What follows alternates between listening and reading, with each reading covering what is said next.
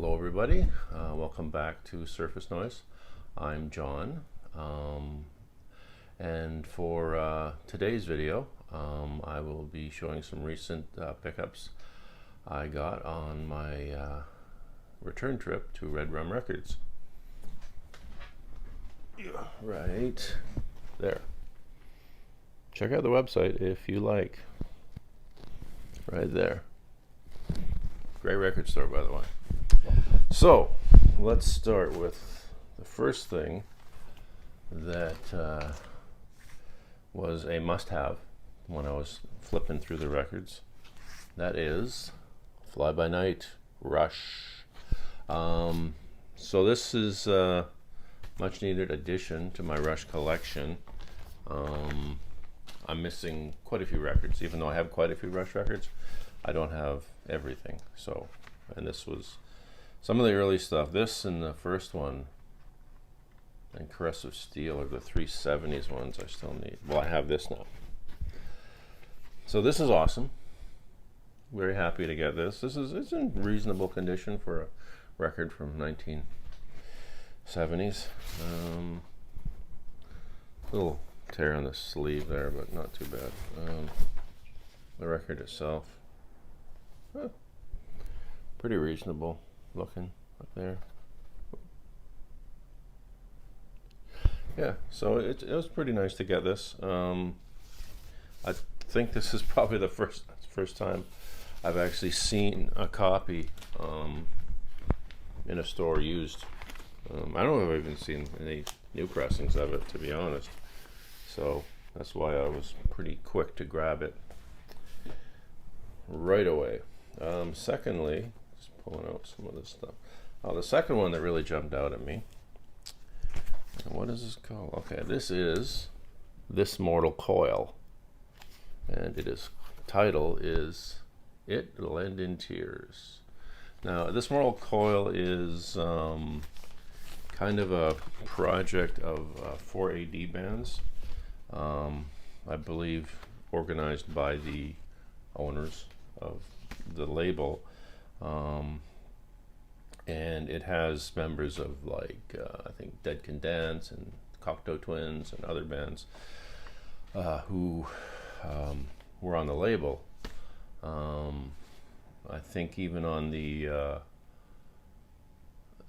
second record, which I can't remember what it's called, but the next record that came out, I think Kim Deal of the Pixies and even Tanya Donnelly maybe was on that one as well.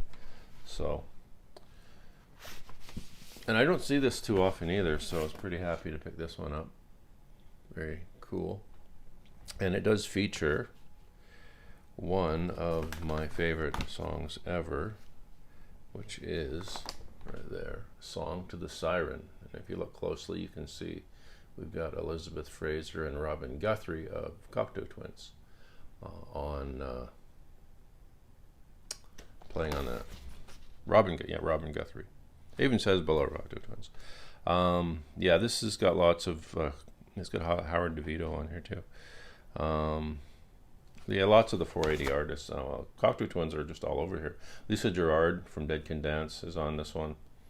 But they're, like they have that one song. It's actually Simon Ramone and Lisa Gerrard. So Cocteau Twins and Dead Can Dance kind of doing a combination. Modern English, Robbie Gray. Yeah, so it's just color box even. Wow, that's pretty cool. So yeah, this was great to get, and I do have the CD, but having it on vinyl is a little bit special. It's pretty cool. Oh, so I didn't have to think too hard about grabbing this one, because this is definitely worth having. That's awesome. Even just for that one song, it's worth having.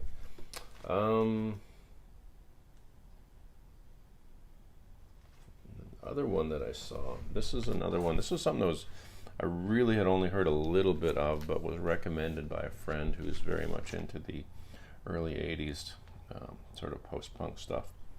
And this is Cowboys International, The Original Sin.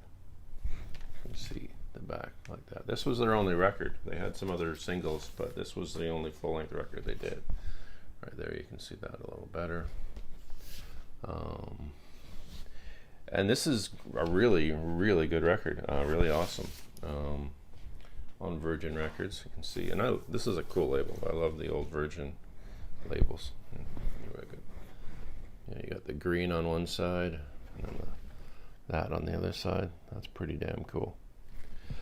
But yeah, this actually reminds me a lot of the Stranglers. It's got a lot of those.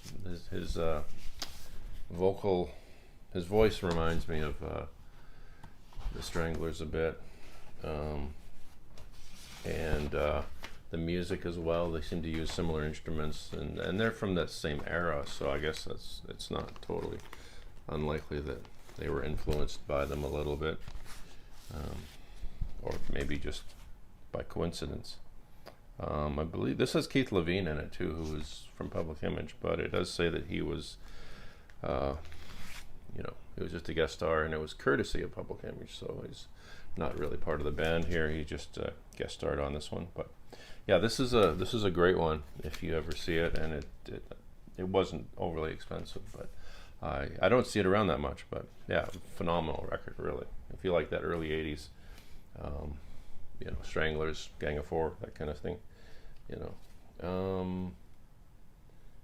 other one I got, next up, we have Roxy Music, and this one is called The High Road, and this is a live EP.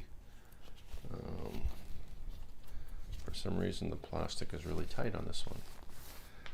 Here we go. So there's a good shot. As usual, there's a girl on the cover. Almost every Roxy Music album, you gotta have a girl on the cover. So this features two of their own songs, Can't Let Go, My Only Love, and live. And then the second side is two covers, Like a Hurricane, Neil Young song, and then Jealous Guy, John Lennon, which they do a pretty phenomenal cover of that. It's as good, if not better, than John Lennon's version, I think.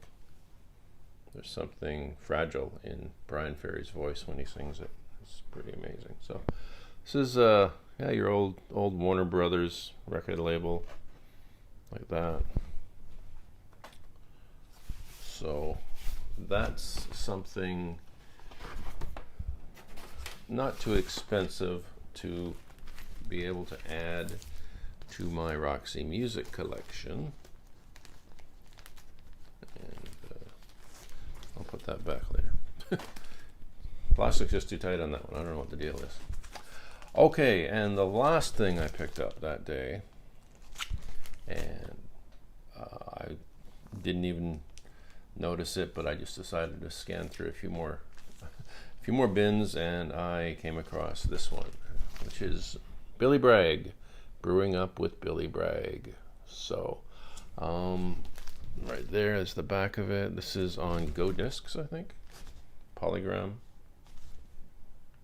and Go Discs. I think it's the same as the House Martins were on too, if I recall. I believe, although this is pretty sure this is Canadian or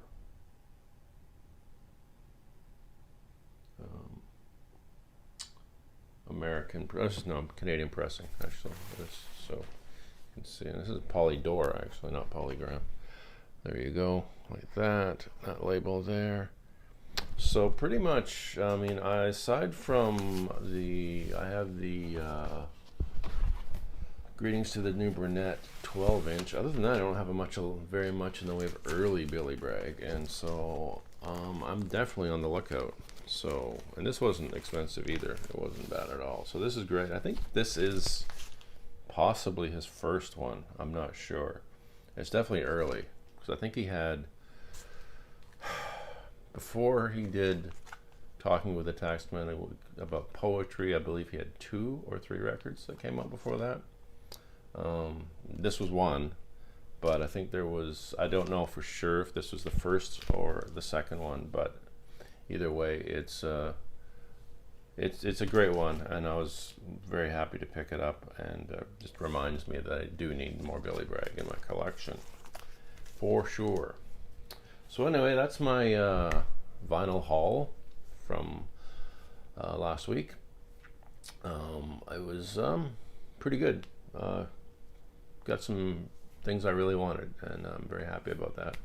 And didn't have to spend a ton either, so it was very cool.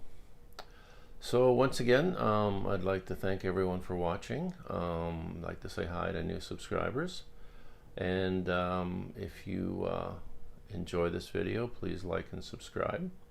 I hope everyone has a wonderful day, and I will talk to you next time.